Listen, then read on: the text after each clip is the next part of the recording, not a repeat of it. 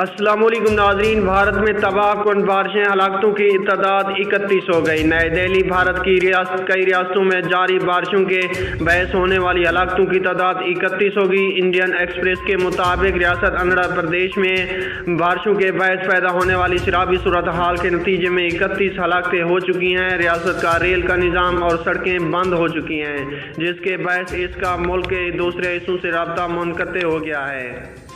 रियासत केरला में भी शदीद बारिशें जारी हैं, जिसके बायस पांबा और सबारी माला जाने वाले यात्रियों को रोक दिया गया है। काम का कहना है कि पांबा दरिया में पानी का लेवल तेज़ी से बढ़ा है, जिसके बायस कक्की, अनाथोड़े, रेजरू और पांबा डैम के लिए रेड अलर्ट जारी कर दिया गया है।